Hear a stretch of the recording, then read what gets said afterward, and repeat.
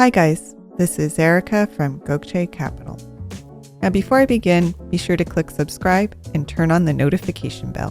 Before we talk about capital improvement plans, there's a fundamental question I would like to address. Why does the public need to pay for capital improvements in the first place? Surely there is another alternative, or at least a way to deliver infrastructure in a more efficient way. Such was the question that Liberty City asked itself when it ceased to collect property taxes. But we'll learn more about their experiment later. For radical experiments aside, most cities and towns do have capital improvement plans. And even if you are not a developer, these are public documents that can be very useful to you as a landowner or buyer. So in today's video, we'll cover the top things you should know. Number 1.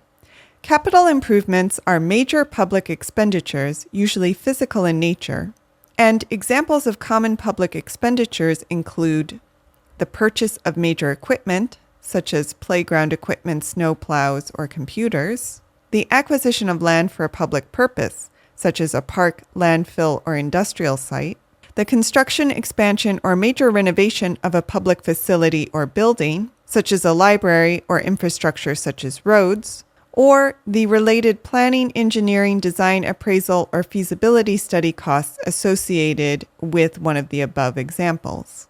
Number 2, a capital improvement plan is used to coordinate the location, timing, and financing of capital improvements over a multi-year period.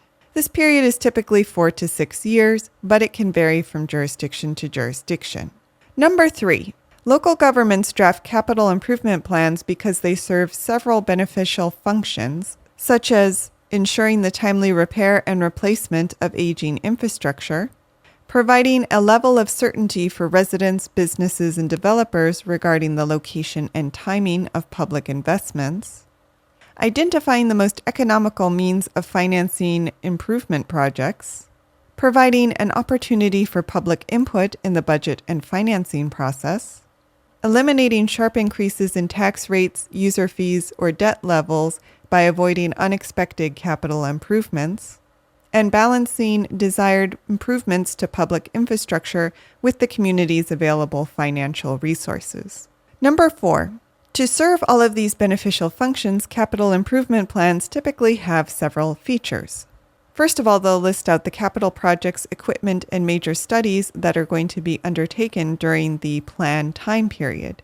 There will also be a ranking of projects by priority, so that if the budget is not able to finance everything in the plan, it is clear which projects should be prioritized. A major part of the capital improvement plan is a section on how the capital improvements are going to be financed, as well as a timetable for the construction and completion of each of the projects. All projects will need to have justification. And finally, there will be a classification, itemization, and explanation for the project expenditures. Number 5. When the capital improvement plan is put together, various departments will send the capital planning team a list of all capital improvements that they would like made.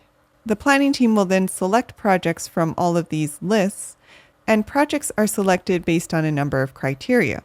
Now, each jurisdiction will have a different way of selecting projects, but common criteria include overall project demand, and this is often determined by an inventory of existing land, equipment, and facility conditions, the number of residents or the geographic area served by the potential project, the project's return on investment, cost savings, or potential to generate revenue.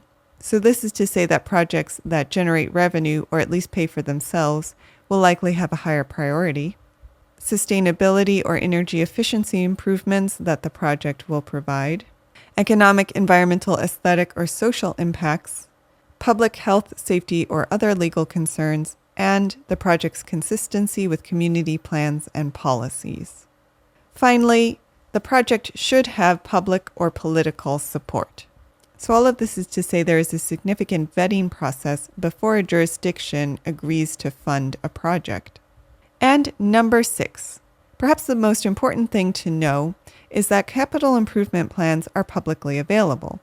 So if you are a property owner or are looking at buying land in a particular area, You can look up the capital improvement plan to see if there are planned infrastructure improvements in the area.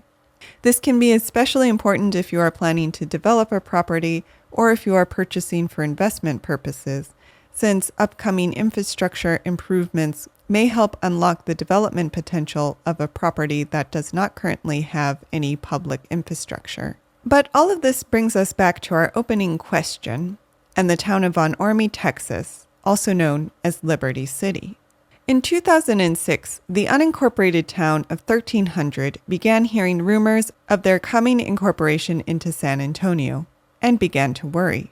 The government-adverse residents of Von Ormy had no desire to complicate their governmental status, but seeing no alternative, they decided to incorporate themselves. Their plan: issue property taxes by relying on rising sales taxes brought by an influx of new businesses attracted to the low-regulation town. They just had one problem. The town lacked a public wastewater system.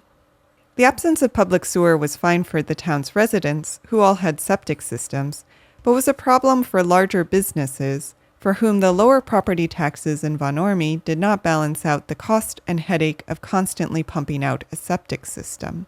Fortunately, the San Antonio water system was willing to pay for the bulk of the $4 million price tag to run waste lines to the city.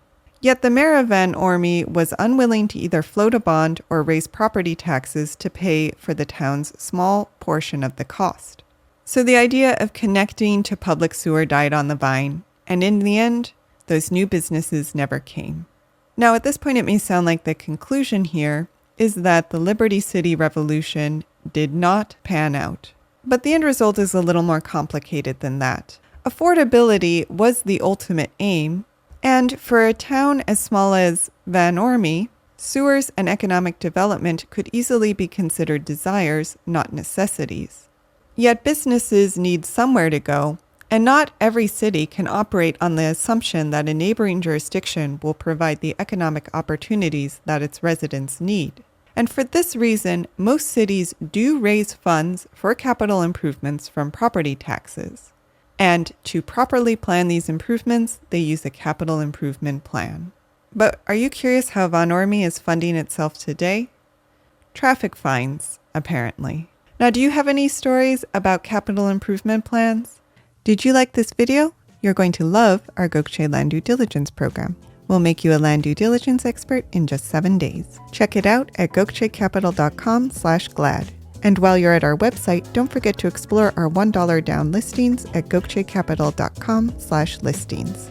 Finally, don't hesitate to reach out. You can email, call, or text, and we will respond as soon as possible. So thank you for listening, and more to come.